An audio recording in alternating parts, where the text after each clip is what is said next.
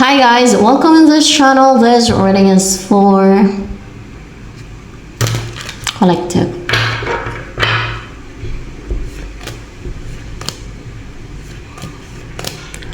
You and I, we don't wanna be like them. We can make it till the end. No, nothing can come between you and I. You and I, you and I, you and I.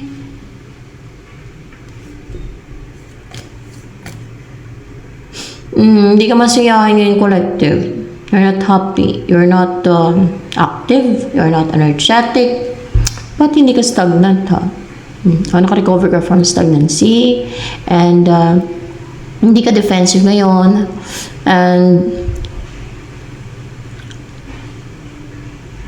you're not willing na makipag-compete.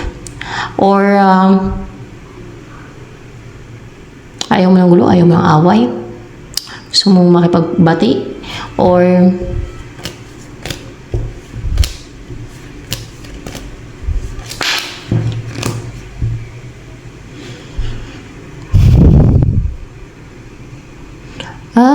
ayaw mo nang makipaglaban, makipag-away.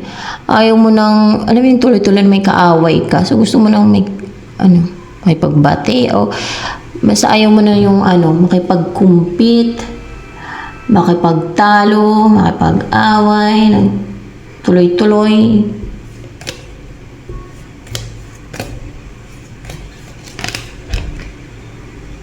Gusto mo nang mag-close yung cycle or mag-end yung cycle sa buhay mo na magkaroon na ng completion. Siguro, pagbabago, magkaroon na ng pagbabago sa iyo, magkaroon na ng ending sa ganong sitwasyon na may kaaway ka o may nakakaaway or yung nagkakaroon ka ng kaaway o pwedeng sa inyo ng person mo, baka nagkakaroon ng away sa inyo o misunderstanding. Gusto mo, hindi na kayo mag-away. Ganyan. Gusto mo kabati na kayo. Pwede din ganun.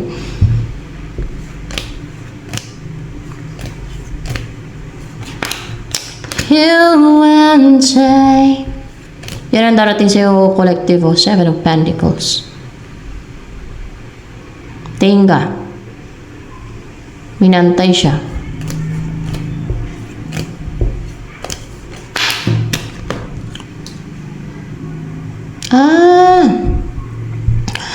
Yung tao na yan, gusto mo manipulate, gusto mang-control yan. May pagka-trickster yan, pero hindi siya makapangontrol, hindi siya makapang-manipulate, natingga, no? Baga nag-aantay yan kung kailan siya pwedeng makapang-manipulate, kung kailan siya makapangontrol.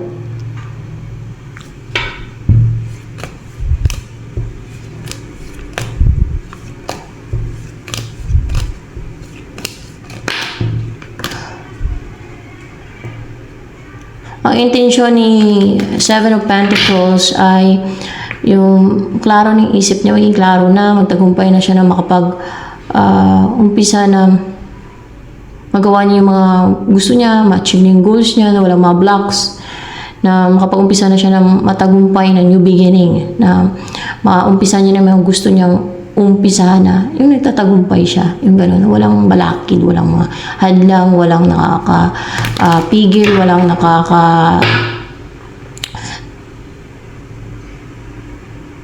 block, walang nakapagpadili sa mga umpisa niyang gawin. Yan.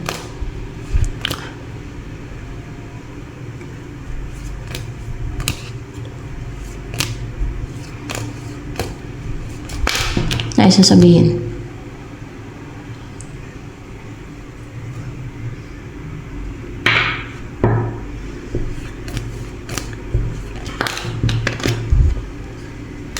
Hindi siya interested daw sa'yo. Hindi siya na-attract sa'yo. Yan.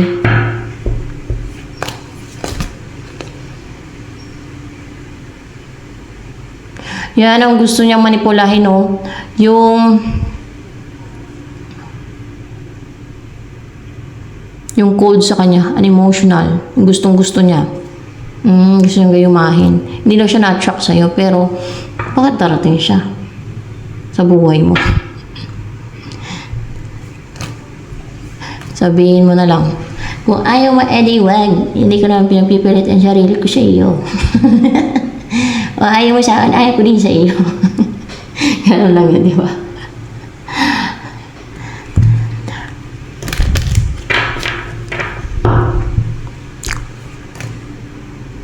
Ba't mo nga naman gustuhin yung ayaw sa'yo, di ba? Ayaw ko sa'yo, doon ka sa ano, sa gusto ka, sa tanggap ka, sa gusto ka. You will be happy with a person na gusto ka, tanggap ka. Pag mga ganito na, tsaka gumagawa to ng pangontrol, pang manipulate. Manipulative to, kaya ganyan yan. Hindi magandang ugali niyan. Masama yung ganyang klase ng tao, manipulative.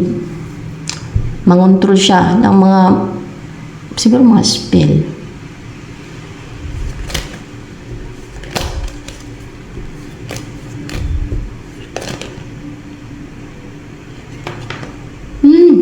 Ginagawa niya emotional or parang in love ba or naging emotional yung kinukontrol niya, ginagayuma niya yan, guys. Mata sa kanya, ganyan, nagagayuma siya.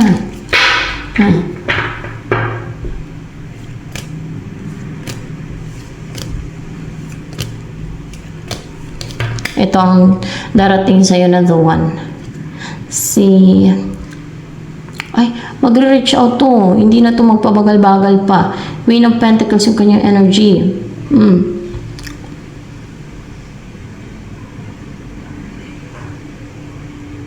At magre-reach out. Willing na mag-reach out o willing na makipag-communicate sa'yo. Hindi na to nagpapabagal-bagal. Hindi na siya yung patient na yung pinapatagalan pa niya bago mag-reach out o gusto niya mag-reach out sa'yo. Pinapatagalan pa niya.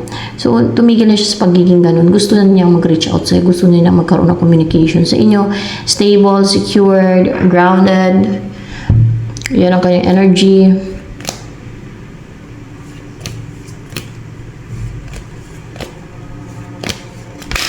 Ito na, sabihin ni Queen of Pentacles, babalik daw siya.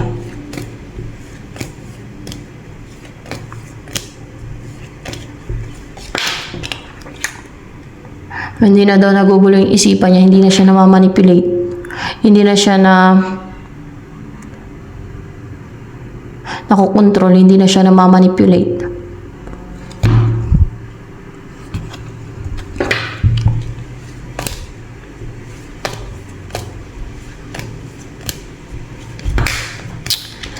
You and I, we don't wanna be like them.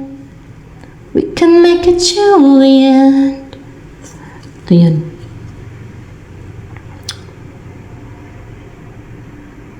Feeling niya, yung against the family na to, ano, gumagawa ng deceit, hindi na makapang-atake.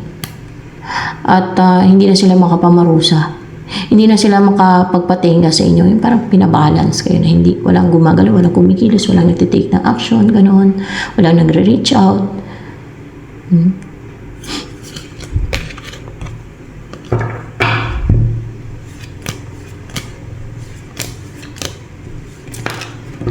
You and I, you and I.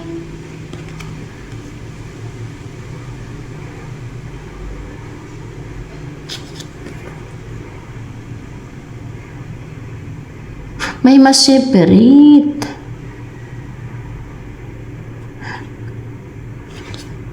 May ma-separate sa inyo. Karga. Karga yung ma-separate. Na galing sa malayo, yan. Yung karga na yan. Mga karga na yan. Pwedeng, galing sa malayo yung karga na yan. Yan ang ma-separate sa inyo. Sa kay person mo, sa'yo. Ang nag-sentence sa inyo, sa malayong lugar. Malayo sa inyo. Malayo sa lugar mo, malayo din sa lugar ng ni Queen of Pentacles ang nag-send niyan ng karga na yan.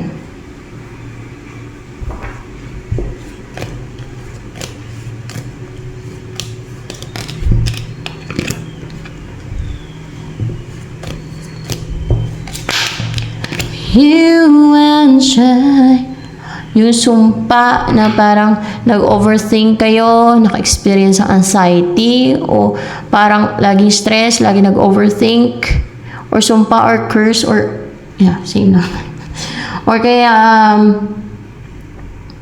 something na buo, no? Pwedeng sumpa to, or mga pwedeng spell na malakas, mga ganun, or something na grounded na talagang naka-affect sa inyo, something na solid, no? Solid. Patanggal yan. Clarified by Nine of Swords and Reverse. Kung kaya nga hindi na kayo mag-overthink, matigil na yung pag-overthink, yung matigil na yung parang attack sa isipan nyo, mga spiritual attacks yan.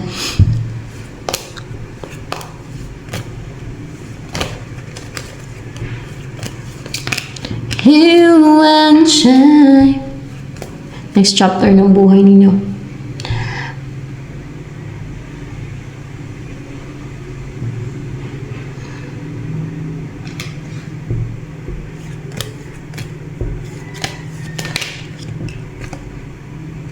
Wala na magiging block, wala na magiging balakin, wala nang hadlang, wala nang makahadlang, wala nang makapigil, wala nang pipigil, wala nang pipigil yan, o wala nang makapigil, wala na yung parang kontrabida na mamigil, mangontrol, mamigil, manghadlang sa inyong pagsasama ni person mo, sa yung maging close kayo, maging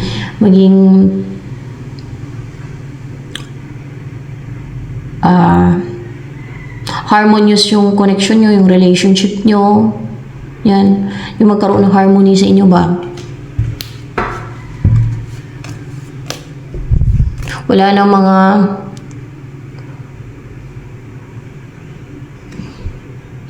magpa-cold sa inyo, sa isa't isa. That's why you will feel at home na sa isa't isa. You will feel at home, you will feel na komportable kayo sa isa't isa. There's balance, there's harmony, at peace kayo sa peaceful yung isip nyo. Dating sa connection nyo sa isa't isa, pag iniisip nyo isa't isa para at home kayo, yung gano'n na. Wala nang problema, wala nang mga deceit. Pagka ganyan, wala nang yung nagiging balakid sa sa gusto ninyo makasama ang isa't isa, sa inyong connection, ganyan.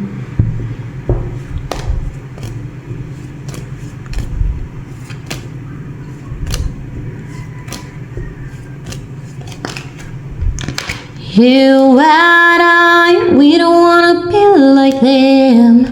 We can make it till the end. No, nothing can come between you and I. You and I.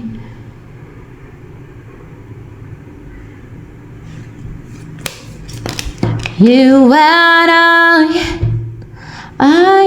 Yung ritual na ginawa sa inyo para maghiwalay kayo, ma-separate or ma-heartbroken ng mga gumawa ng rituals, witchcraft or black magic, tanggalin yan sa inyo. That's why pwede na kayo magbalikan yan kung ex mo man yan, or basta hindi na kayo yung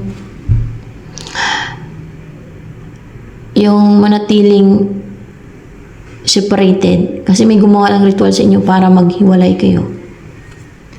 Yan o. Maring ex mo nga to, kaya may ritual na ginawa sa inyo para maghiwalay kayo.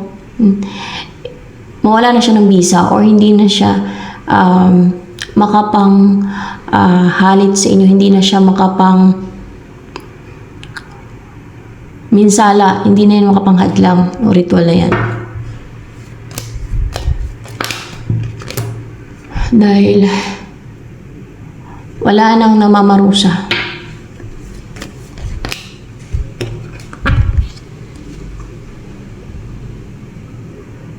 Di na nagtuloy-tuloy ang pamarusa.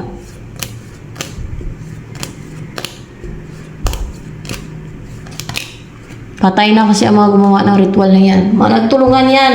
Grupo ata yan. Patay na sila. So that's it. For now.